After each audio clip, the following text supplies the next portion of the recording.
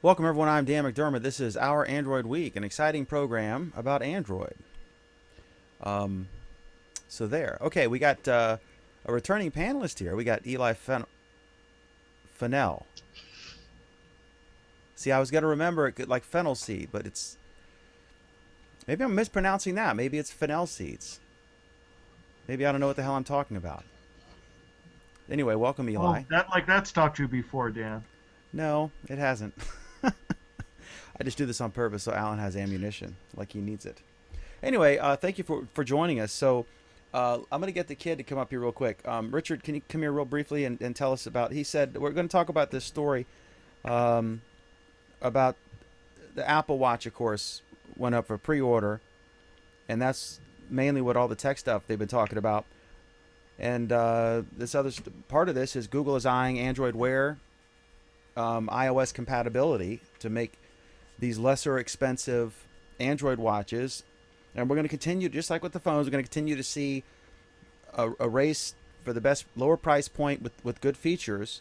The Moto 360 has just gone down, I think, to 179. So anyway, before we get started on this, I wanted to get Richard. Come on over here, Richard. You said in school, you're a senior in high school.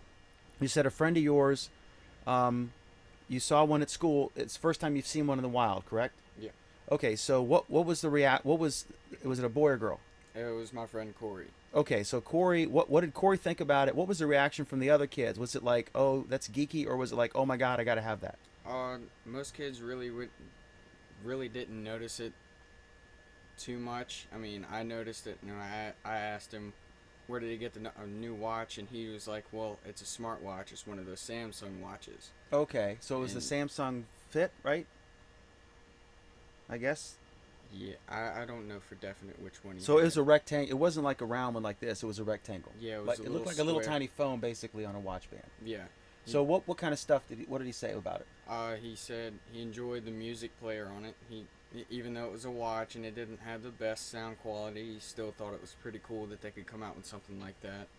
He likes the little phone call link between the phone and the watch. He likes being able to get his notifications back and forth between his phone and his watch. He probably enjoys being able to be in class and get something happens and he can just kind of look down at his wrist and look and while he's pretending to do an assignment instead of getting the phone out and getting yelled at by the teacher. Oh yeah, most definitely. I think that's a So little bit more of a I think sneaky way. that's an underrated feature we haven't considered when talking about the youthful appeal of these devices. Um, okay, cool. Anything else on that? No, other than he just really seemed to enjoy it. Any thoughts on this, Alan? Do you think this or Eli? Let's bring Eli in. Eli Fennell. Do you think? Uh, what do you think? Is this if this is going to work? The kids are going to have to adopt it, correct?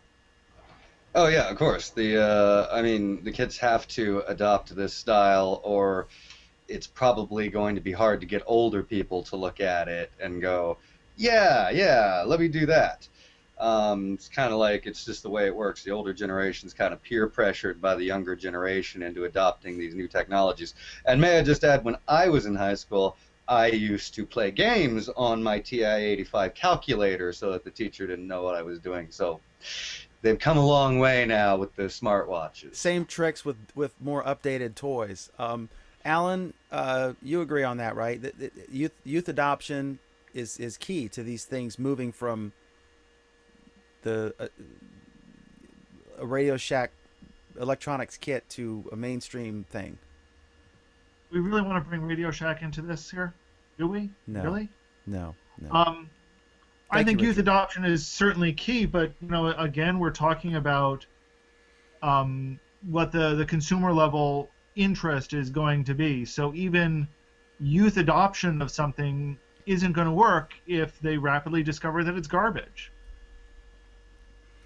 And one of the big That thing, I holds mean, true for both Android Wear and the Apple Watch. and really, I mean, people can praise or criticize glass all they want, but the biggest barrier to entry wasn't any of the criticisms that we've heard. It was the price tag and the exclusivity in the beginning. Exactly. That was by far the biggest barrier to entry. If that thing had been $50 or $100 and just cheaply made, but functional, I mean, you'd have seen all over the place. And God knows what kind of crazy stories we'd hear about, people spying on it, whatever. So anyway, let's actually get to the story we're talking about here. So we see Moto 360 has dropped to 179. What were they initially? 250 or $300? Wouldn't it? It was 250. Okay, so 250. Now it's $180. And the Apple Watch, of course, is sweeping. We're seeing lots of stories about how the Pebble versus the Apple Watch versus Android Wear, and really the most notable thing, I think we briefly talked about this last week, but we're seeing more reports that Google's getting serious about iOS compatibility for Android Wear. So you wouldn't have to buy an expensive Apple Watch. You could buy any Android Wear watch or device, and it could potentially be compatible and give you notifications for an iPhone, which would make it, unlike the Apple Watch, compatible with Android or iPhone. Because there's some people who might have an Android tablet and an iPhone, or an iPad and an Android phone, and maybe it would work with both. So what are your thoughts, Alan? Well, we have to remember that Google's already made steps in this sort of direction in the past. Glass was compatible with both iOS devices as well as Android devices. I think it's going to be a little more difficult in this case because I think it was really designed to only work with Android, so they're now having to scramble. And I think there are going to be some disadvantages. I don't know how in the world you're going to get applications loaded onto your Android Wear device from an iOS device. That's going to require some real convoluted hoops to jump through. Is it something that Apple could prevent? Absolutely. I mean, Apple can block any application from being installed on an iOS device for whatever reason they deem appropriate. Now, we've seen, an analogy here would be the little mini drama with Meerkat, the live streaming app on Twitter. They didn't know that Twitter had just bought secretly Periscope, and so Twitter clamped down and basically screwed Meerkat to promote Periscope, their competitor app, which is now part of Twitter. So do you think that, would Apple do that? If they came out with the thing? Well, I guess it wouldn't be like taking it away, because it wouldn't even show up on iPhones unless Apple initially approved it. So it's not like it's something that they could give and then it would be taken away. Certainly, could Apple block, if, like, say there was let's say you had an Android Wear device that could actually make calls, could Apple block that if it was just viewed as a generic Bluetooth device? No, but then it wouldn't actually be useful. I don't know. What are your thoughts, Eli?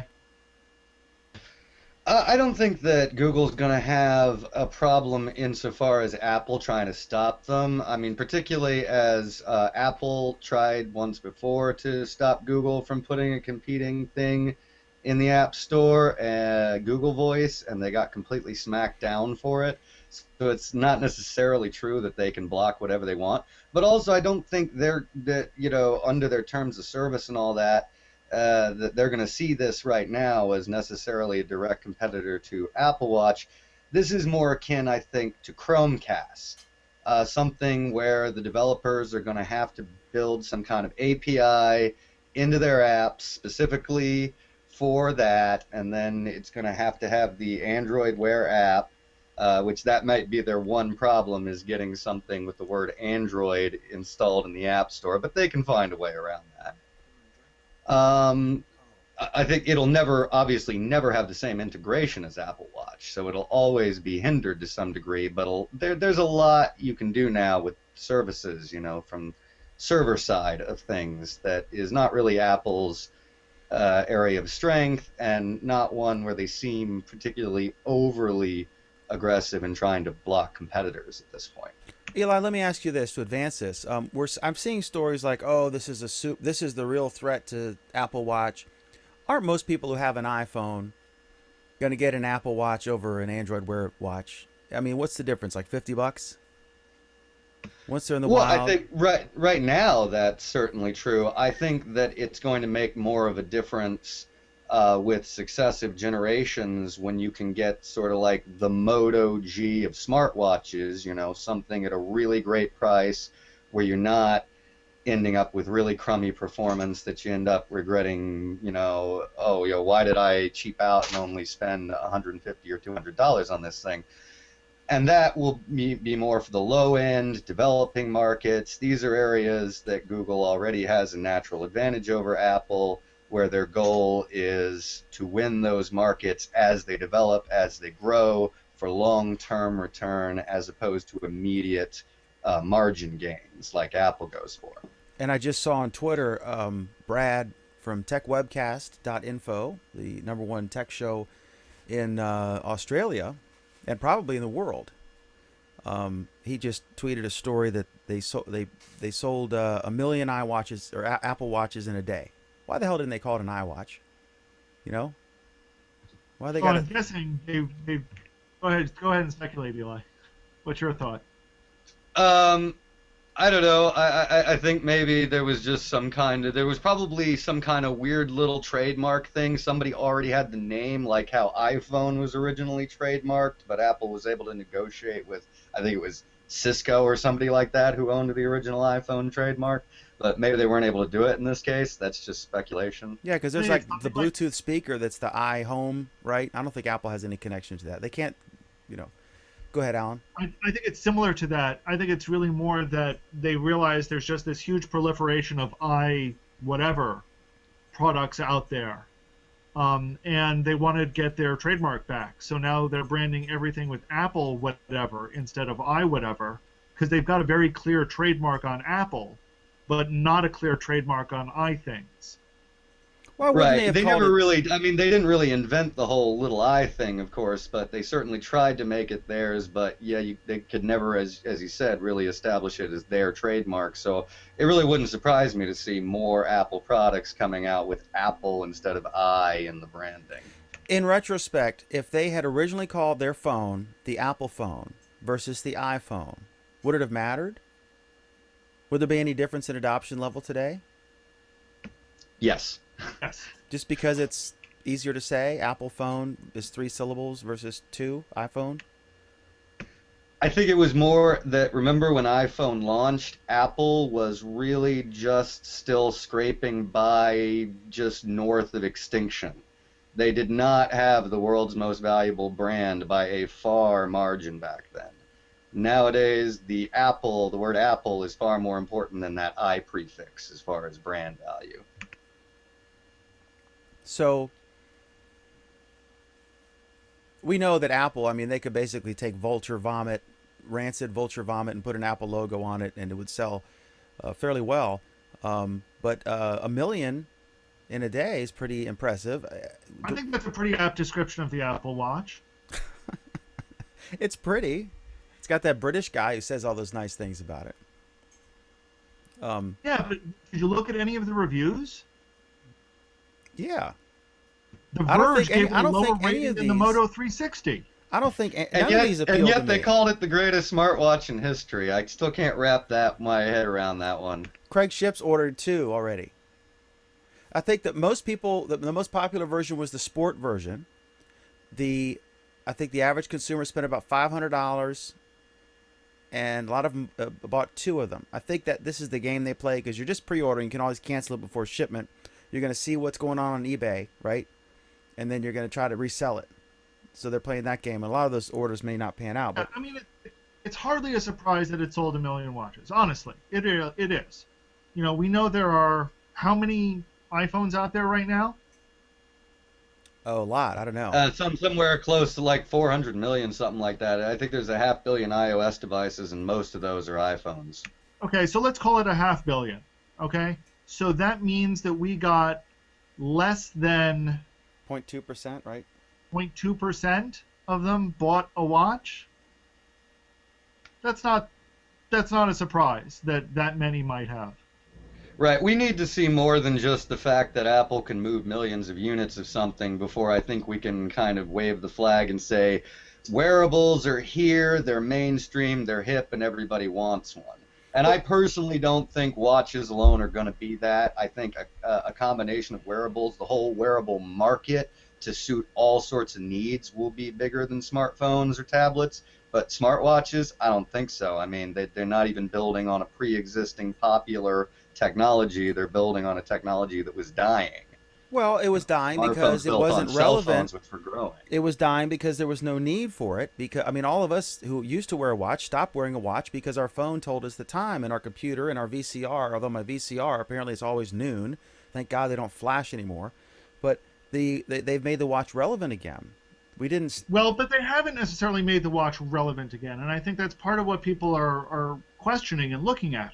What I think is relevant again, or relevant now, are things that you wear on your wrist that do something. The trick is that something that they're doing are usually fitness bands of some sort.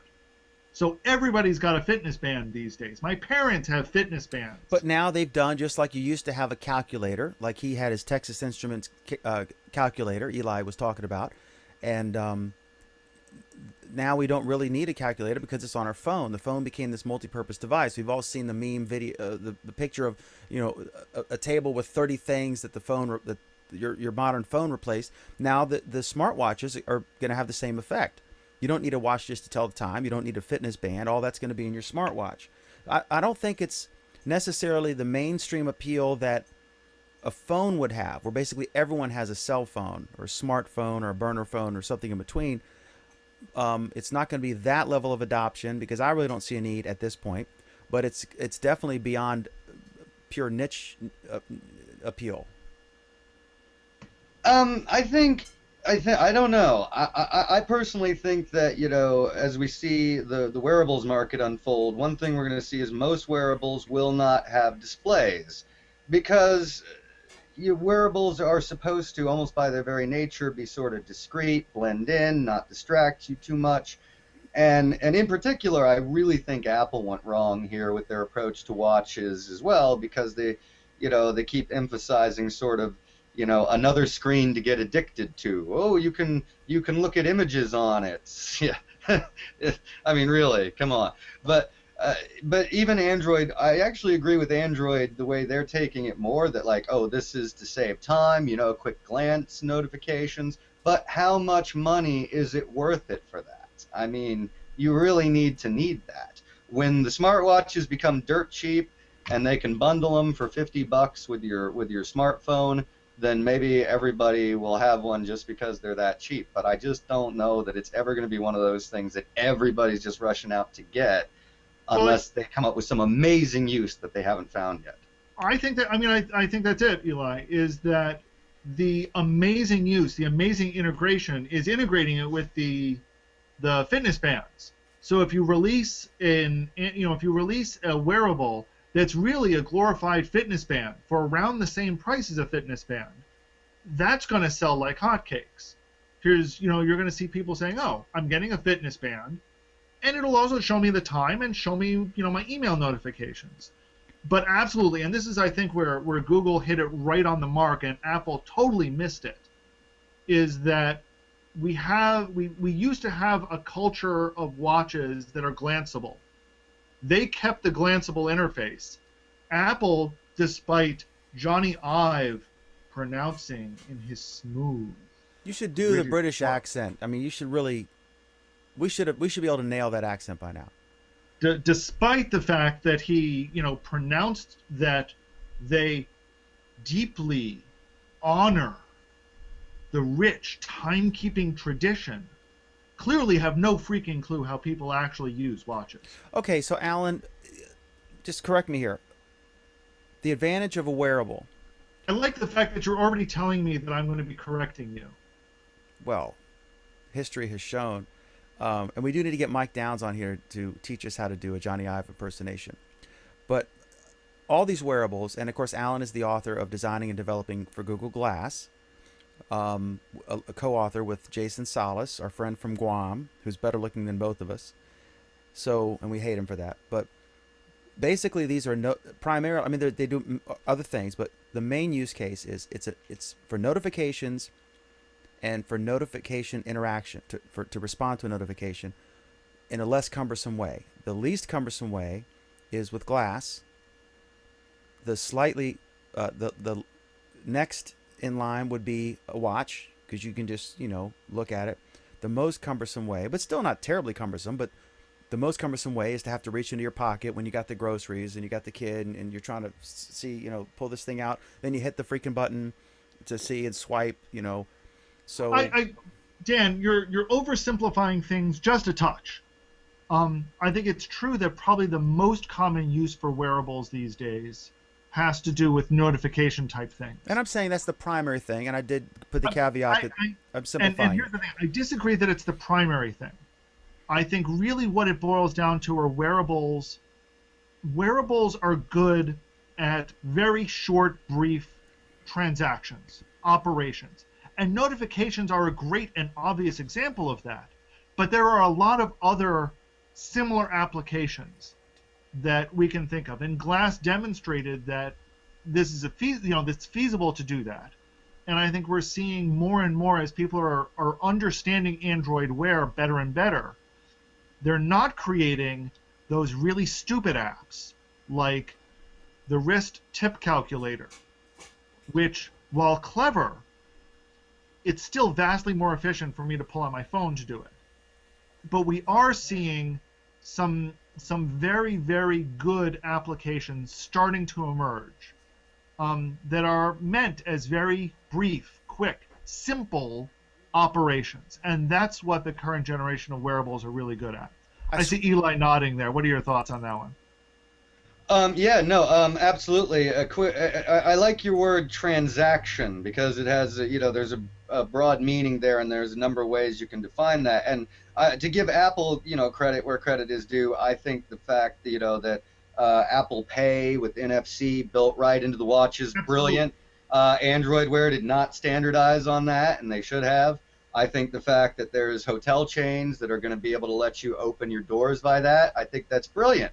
But But look at, that's actually an application that they demonstrated at their last watch event. And if you look at that, they talk about how easy and fluid it is, and yet you need to, in order to unlock your door, you need to then run the app, scroll down to where it says unlock door, and tap unlock door. Oh, you're kidding me. I did not know. Oh, man, really? So it's like one of those smartphone apps to help you unlock your car door that takes 16 steps for you to unlock your car door. Exactly. And they demonstrated that as an example. And I'm watching this going, do they just not understand it? It's cool technology. It's great that you can do it, but then they missed the boat completely by not understanding how people work with their wrists. Yeah, no, I really don't get it. Apple's approach here is just so complicated. It requires such a learning curve. It's like they went against their usual motto of do a few things well. And Google, that was historically lambasted by Jobs for being too busy doing too many things, at least with the watches, they got that a little closer to right. Do a few things well. Don't try to be everything. Don't try to, no. Forget the pictures. Forget the videos. And I'm sorry, if you need music out of your wristwatch, at least have a Bluetooth headset. They're trying to do too much when the technology is not ready for it, and the things that it can do are too complicated and frankly not useful enough to justify the price. And this goes pretty much all around, unless for all the smartwatches, unless you have specific uses, but at least Android Wear is a little closer to Earth in its prices usually, except for the super luxury ones that I'm sure will be coming out soon. All right, so I think we all agree. And I think it's a stretch to say my notification and notification interactions is vastly different from transactions. It is vastly different. What sort of transaction would not involve a notification and a reaction or interaction with the notification? Taking a picture. God. We still love them. All right, you're right. What was that, dude? I was talking to Eli. Eli Fennell. I'm Dan McDermott now. All right, so anyway, is it fennel seeds or fennel seeds? I don't know. It's fennel seeds. Okay. All right, so anyway, that happened. All right. So next up is how does a million in the first day compare with any? Have all Android Wear devices combined sold a million? I don't know. I have no idea. Probably by this point, this last study I saw said 720,000 in the first 6 months, and that was what Motorola 360 had just Oh come my out towards the end of that. But remember, that's the difference, and you're always going to see this. Is with Apple, that's it. You go and you buy Apple. With Android, Apple literally shits out cash. I mean, yeah, with Android, who knows? Maybe you got a loyalty to Samsung. Maybe you got a loyalty to Motorola. Maybe you want a round. Maybe you want a square. Maybe you don't think any of them are ready yet. It's not going to come in one crushing, internet breaking rush of people to get them. I know Google would love to have that, but they don't. correct. I don't know. The Nexus Q basically shut down the internet with the pre-orders. That was a dig. All right. I was gonna say, do we need to get you on some thorium or something? I've got some stuff left over from my last visit to the dentist. Maybe that can help me. All right. So let's talk about Android. Why would we do that on this show? I don't know. I was just trying to figure out if a mango and an avocado were ripe, and I determined they weren't. So, all right. Android Lollipop usage set to double before summer. So, this story is. It'll hit a whopping 7%. Ooh. I'm just happy that gingerbread is well into the single digits, because it was you talk about a contender for quite some time. Now Jelly Bean is going to be the new gingerbread. If orange is the new black, Jelly Bean is the new gingerbread. That's going to be around for a while. So, Every year, I keep hoping, I keep believing in some part of myself that still wants to believe that the fairy tale really did leave the quarters under my pillow, that they're going to get it right this time. That I know you're never going to get to the point where every Android device gets the update quickly. But I really thought, in particular, that we'd at least see, with Motorola, we'd see all the 2013s up to Lollipop by now. And I can't entirely blame Motorola for this, because Google cocked up 5.0 so badly that, Motorola and a lot of the OEMs finally were just like, okay, forget it. We're just going to skip that, go to 5.1 where they fixed the bugs. Or 5.02, or they skipped 5.0 and went to some other version, which set back the timeline even further. But I keep hoping and believing that somehow at least really good devices made within the last couple of years will quickly get updates. Most of them. It never happens. Yeah, I'm looking here. I've got 5.1 on my Nexus 7, my original Nexus 7 from 2012.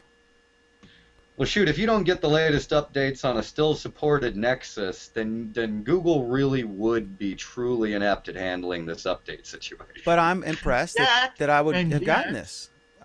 And yet, Google has truly screwed up.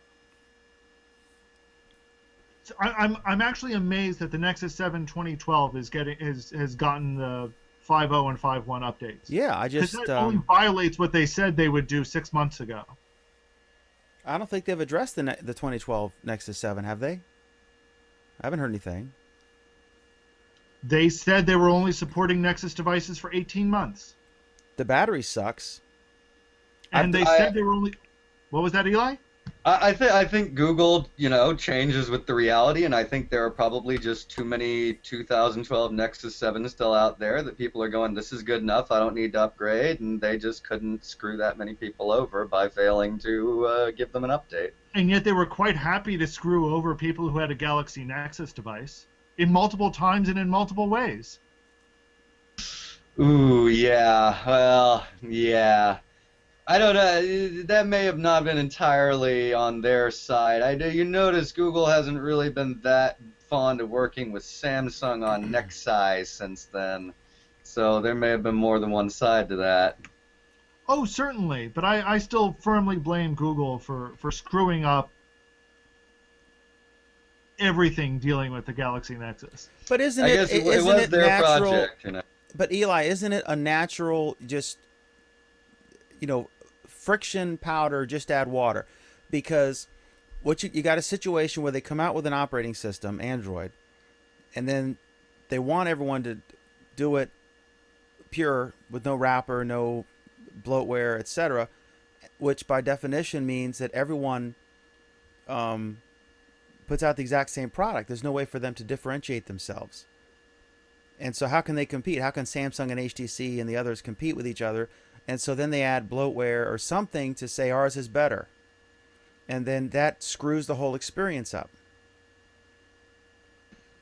Well, no, I get that, but if that was the entire story, then Motorola really should be the litmus test. And where's the lollipop for my 2013 Moto G that they've said was going to be supported since shortly after Lollipop was announced? Some people have gotten it, but not a lot. Again, part of that is they had to skip over 5.0 because of all the bugs, but that just goes to show it isn't just the skinning thing. Yeah, it is that. The heavier they are on it, the worse they are. You can see that with Samsung, but it's not just that. And I honestly, I don't know what the solution can be because there's only so much Google can do to cudgel them all upside the head. And frankly, there's only so much they can themselves do. If they launch some big update, there can be bugs. Bugs can happen. And then, oh, shoot, do we roll out a buggy update or do we push this back another 3 months? I honestly don't know. The Android One approach and the Nexus approach, both to me seem the perfect solution.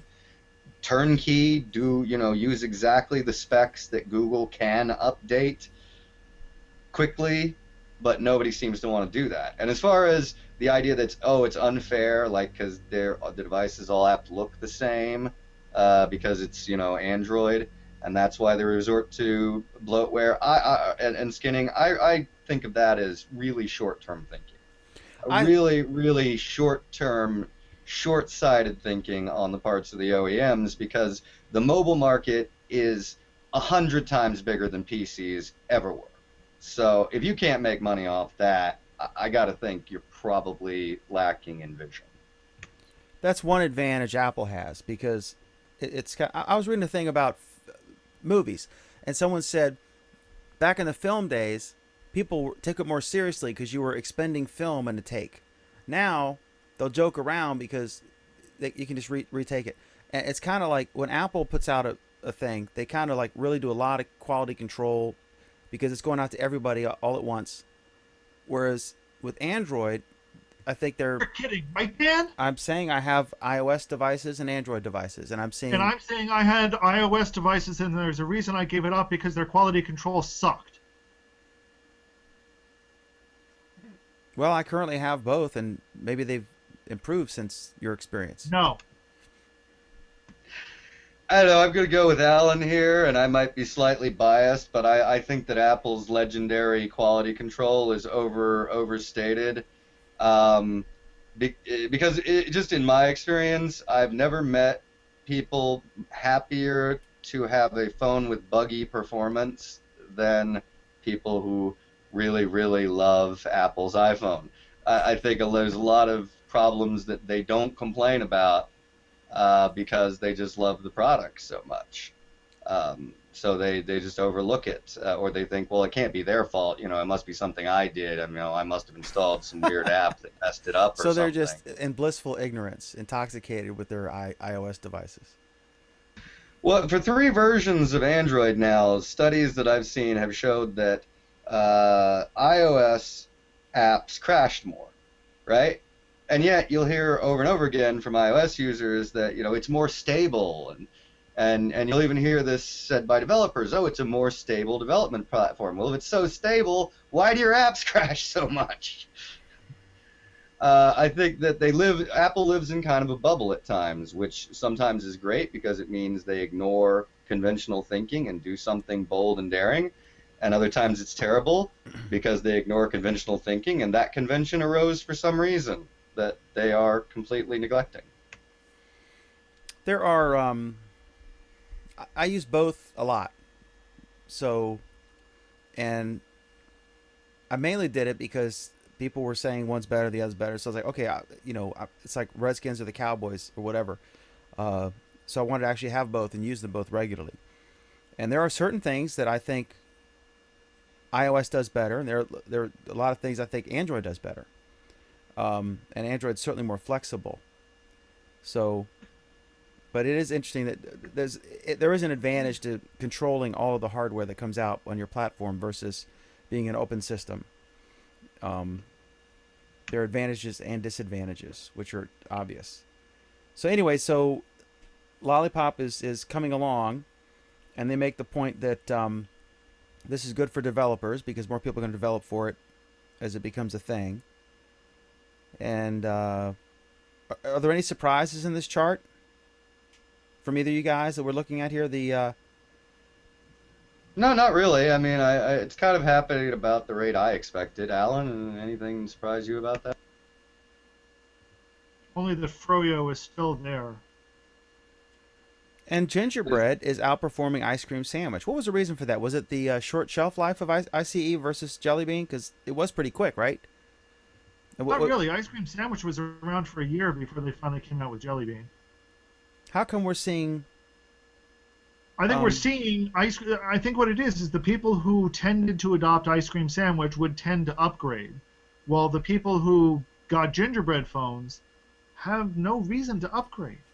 Because ICE was the dramatic, holy smokes, no, moment. Because Ice Cream Sandwich, it's all of the people who like upgrading every couple of years tended to upgrade to Ice Cream Sandwich when it came out.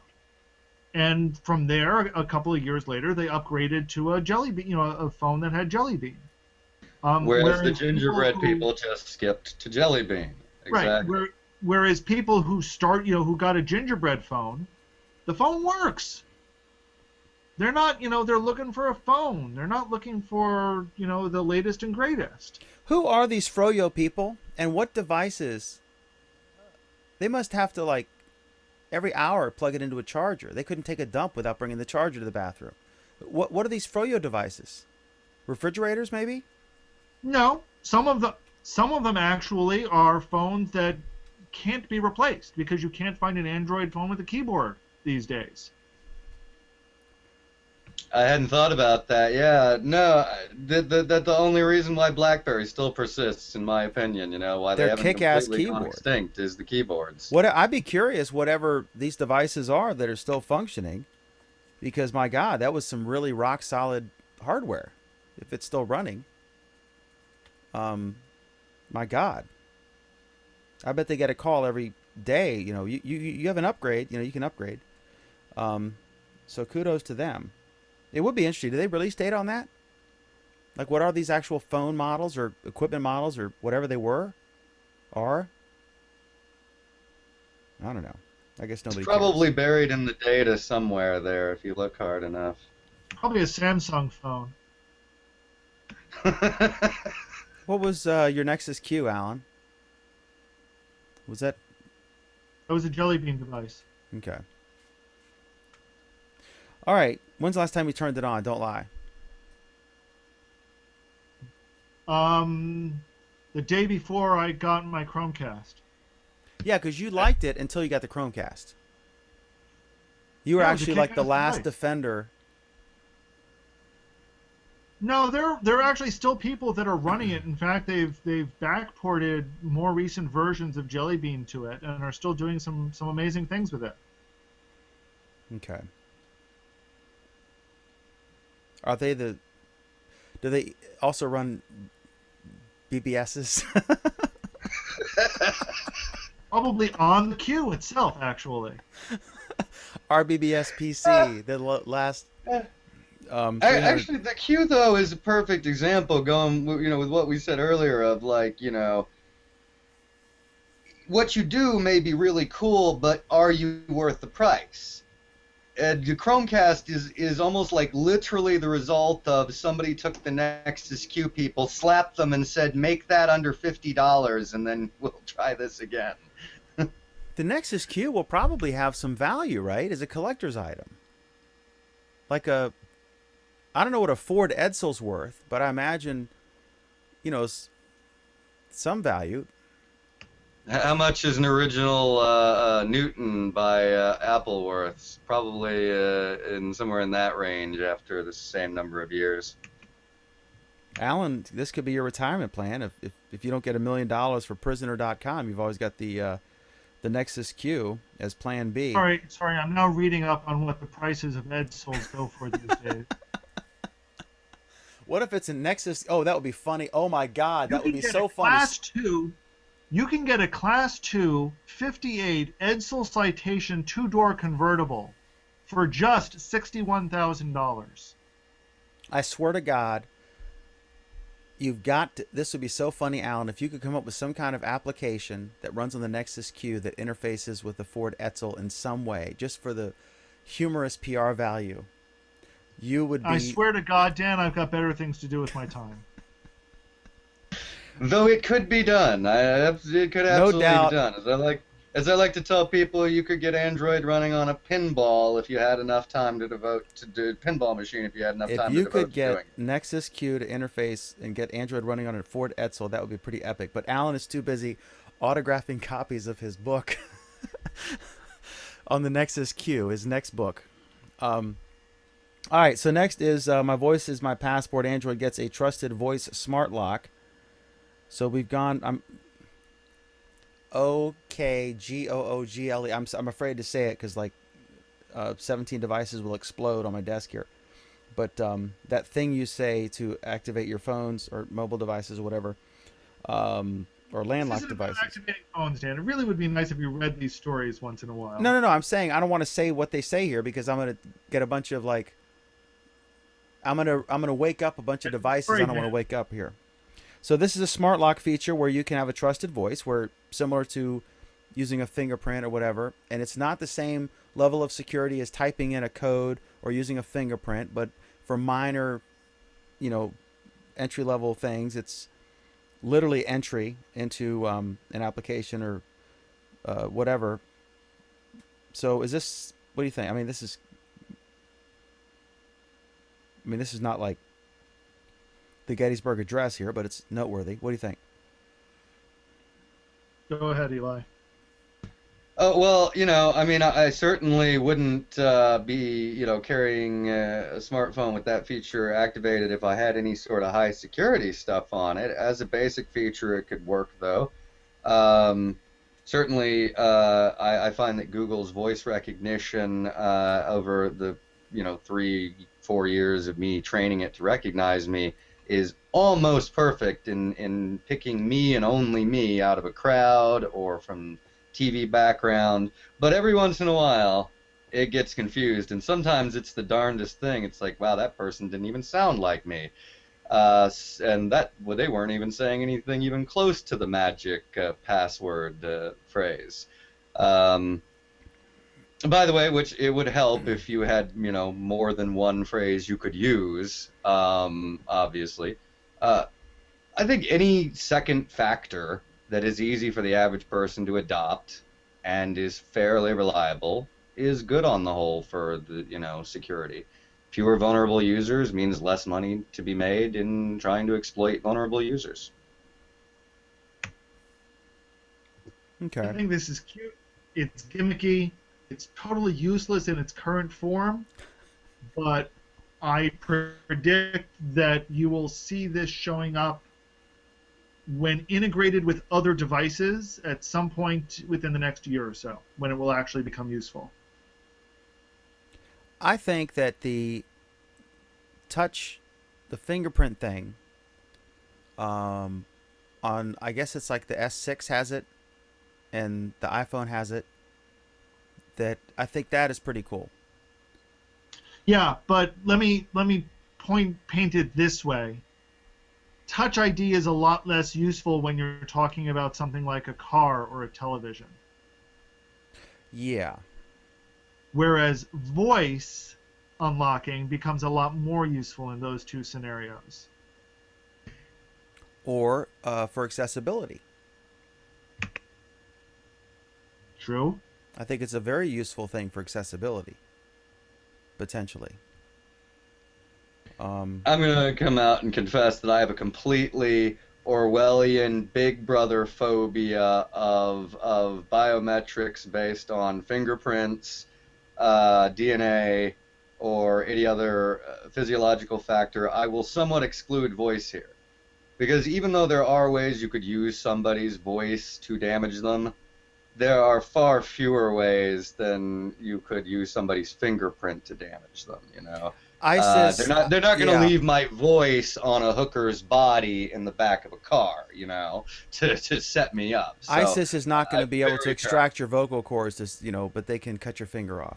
No, but they certainly can record you saying something and later play that back. And if the only authentication method is a voice imprint, and they now have, they have a voice record that you obviously authenticated to it, there's quite a bit of damage that can still be done there. In the end, it's all about the analog loophole.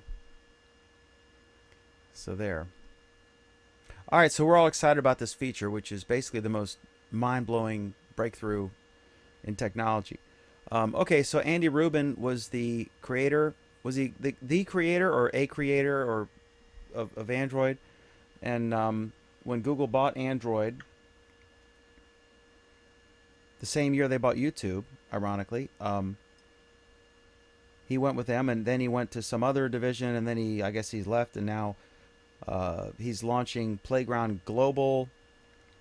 But one of their investors is Google.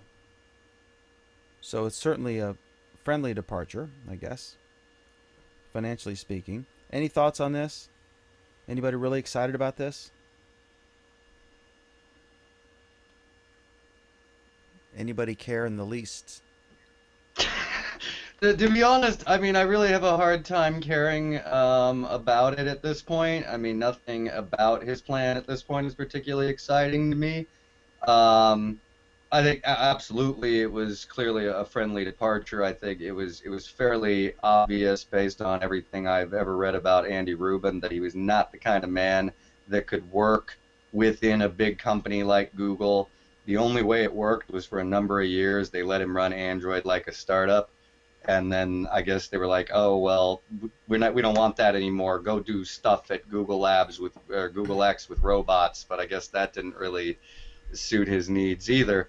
He seems to be a man who just has to be starting new projects regularly. And that's great. If this one transforms the world, that's great too. I honestly can't figure out what it is that they're trying to accomplish based on what I've read so far. I got to tell you, Alan, Eli is quite a catch for the show. CNN's going to snap him up because this story is basically like a one-sentence story, right? And Eli BS'd his way through 60 to 90 seconds of a stretch there. Pure speculation. I'm legitimately, as a broadcast journalist for years, I'm impressed, Eli. That was good. You got some the top of my head and the depth of my rectums are where my best ideas come from.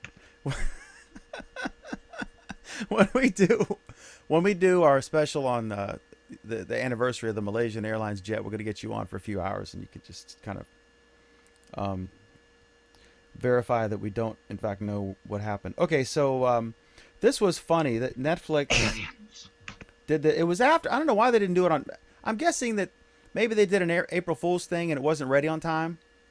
But they did this spoof video. I'm not going to show it because I'm so disgusted with YouTube strikes and stuff that I'm not doing anything remotely close to showing anything on my screen.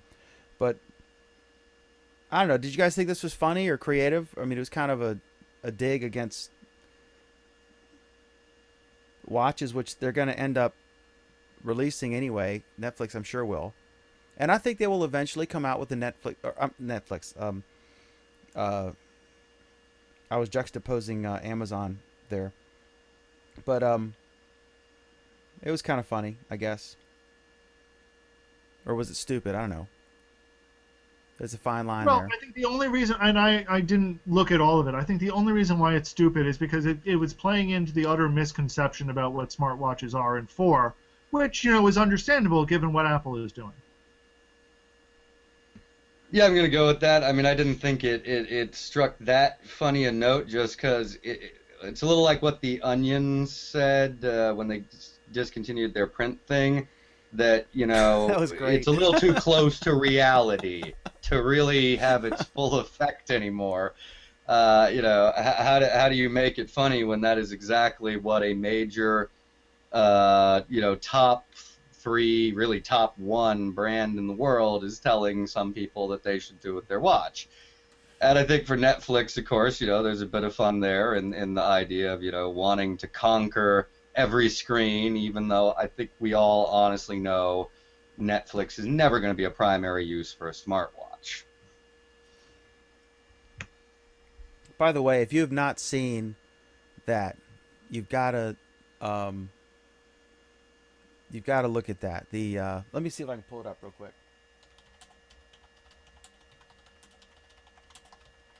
It was so funny. It was their final. The Onion used to be a newspaper, and I've covered DC, and it was so funny. Oh my God, they totally trolled themselves here. I'll show it on the screen here. Damn the law. This is fair use. Here you go. This is the Onion. Print revenues up 5,000%. Experts, digital media revolution still another 70 to 80 years away. Google CEO finally recalls Onion print ad that put the company on the map. But check it out. It's pretty good. Any final words of wisdom on the Android front? Eli Fennell? I think that there's a lot of really interesting and amazing stuff happening out of the Android camp these days, and I think just keep your eyes on what's the next device that Google's going to target. Maybe it's apps for ice cream makers next. Who knows? And how can folks find you on social media? Best to find me on Google Plus at google.com/plus Eli Fennell. I'm also on Facebook, Twitter, Instagram, and I have a website, elifennell.com. Excellent. Also with us is our mainstay,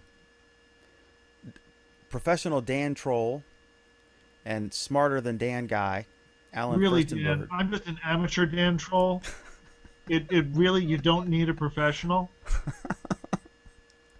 I appreciate your candor. It's just a hobby for me.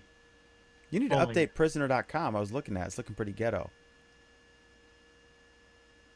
Well, You're sitting on $1 million property, so who cares?